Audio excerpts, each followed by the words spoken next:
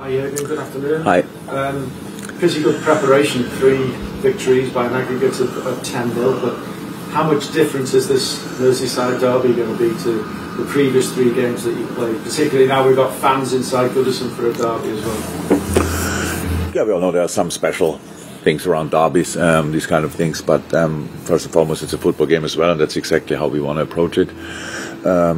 And that's it pretty much. We know what our supporters want. I think we are not suspicious of not understanding the supporter soul, and we try to fulfill their dreams and we try to fulfill their wishes. And derby games are there more in the focus, if you want. But from our point of view, it's a football game, which we have to approach like a normal football game. A former Liverpool manager in the opposition dugout is feeling a bit of pressure at the moment. 7 games without a win. Do you see that as a good time to play them? You've had an extra day in terms of rest and preparation as well. The extra day usually it helps when we have 1 day less. We feel that, to be honest, it's like that. You only have the recovery day. Actually, the second day recovery, but usually it's really important for the boys. That's not just recovery. You can do there some stuff, but it's difficult to train properly, and then you play again. It's a massive difference. So we will see. You've got the Premier League's leading goal scorer in Mo Salah, 7th in the Ballon d'Or. Are there really 6 better players in the world than him? Are you surprised? Yeah, about his position, I was surprised, to be honest. But it's not in my hands. I think I saw the vote somewhere. So I don't even know exactly. It's a Ballon d'Or is then a journalist vote, or what is that? Yes. Yeah, don't have to ask me. Then it's your fault. Yeah, so that's how it is. You are the journalist. If you think he should be higher up, then you have to convince your colleagues.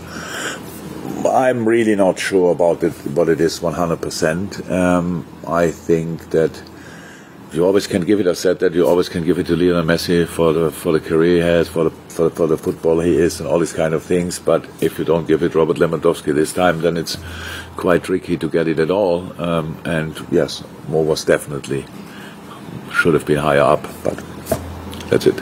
Thank you. We'll go to Andy Sixsmith from Premier League Productions, and then we'll go to Juliet Farrington in the room from BBC. Andy. Hi Jurgen. When your side is playing as well as they are going forward, I wonder how much of a joy it is for you as a manager to watch and witness that. Our games.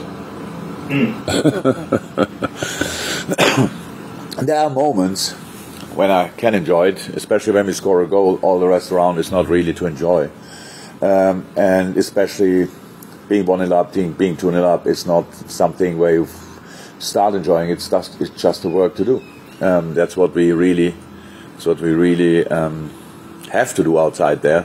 But of course, some of the goals we scored were really nice. But I'm not seeking for joy around football games. I can enjoy them when I watch them back, when they were good. But during a game, I'm not in the mindset for that. And just on tomorrow night, how little does previous form matter when you go into a derby like Everton against Liverpool? I think previous form matters, especially when it's good. We should keep that. We play good football. We have to good football tomorrow night, and if we do that, then we are difficult to play, and that's exactly the plan we have. Thank you, Andy. Thanks, Jurgen. Best luck tomorrow night. Thank you. Juliet in the room, and then Ian Abrams on Zoom. Juliet. Yeah, when you talk about trying to make it a normal game, but a good game of football, you spoke on Saturday after the game against Southampton by saying that this particular fixture is not your favourite one of the year, the season. Can you just expand on that a little bit more? No, because you are all not able to write it in a proper way. Nothing else to say about it. I said what I said, and that's it. And from now on, from that moment on, I prepare it as a normal football game. Welcome. Any follow-up? No. Okay. Ian from TalkSport. Yeah, hope you're well. So far, so good.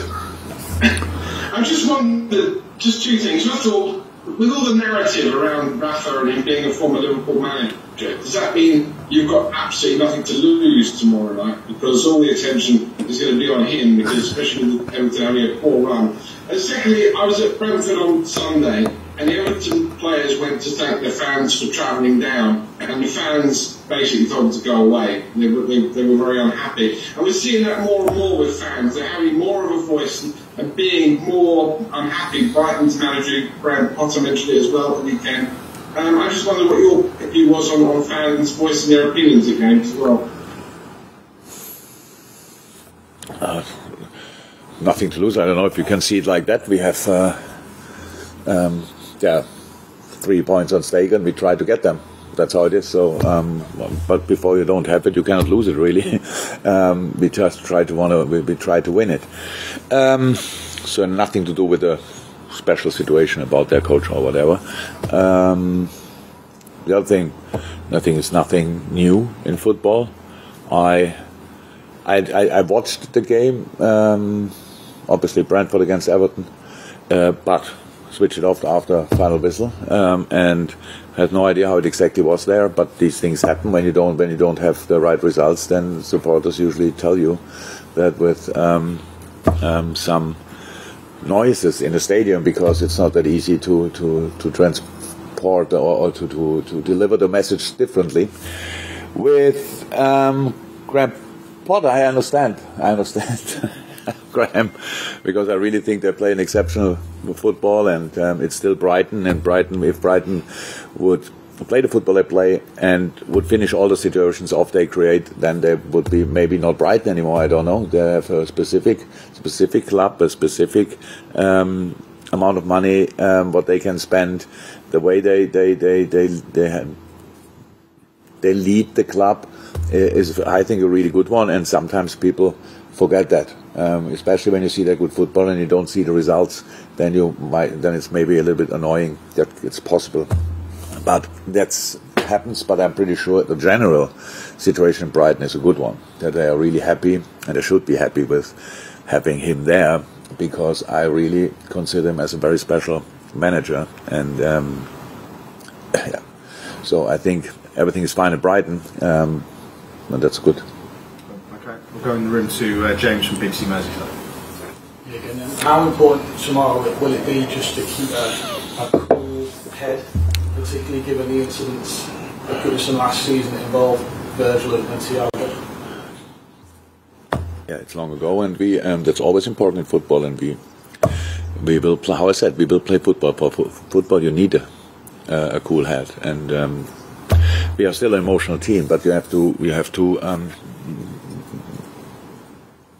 use the emotion in the right way, and that's the plan for tomorrow. Absolutely.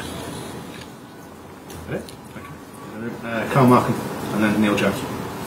Not wanting to go half on that last year, but it was the start of the beginning of your problems with injuries and things like that. I'm just wondering, someone like Virgil, particularly going back, is there any psychological issues with going back to the scene of where his season was ended and coming up against those players again?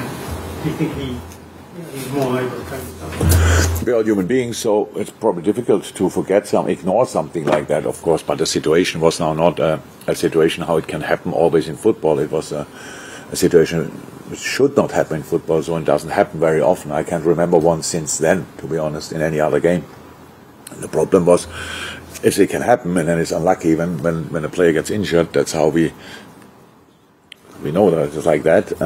But it should have then deal differently with it, but that's not important anymore. So, but Virgil is very experienced, and he has now this kind of situations constantly since he's back, that he's always in challenges and all these kind of things where he just has to be completely free of all things he could have in his mind because of one issue in the past.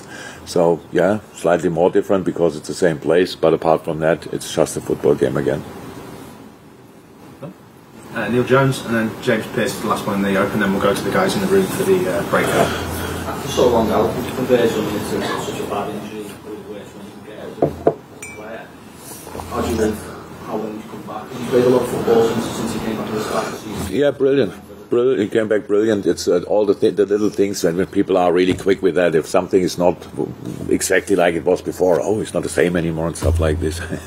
That's all, of course, not right. And these kind of judgments make absolutely no sense because everybody needs time to get back. But he had a full preseason, which is absolutely helpful.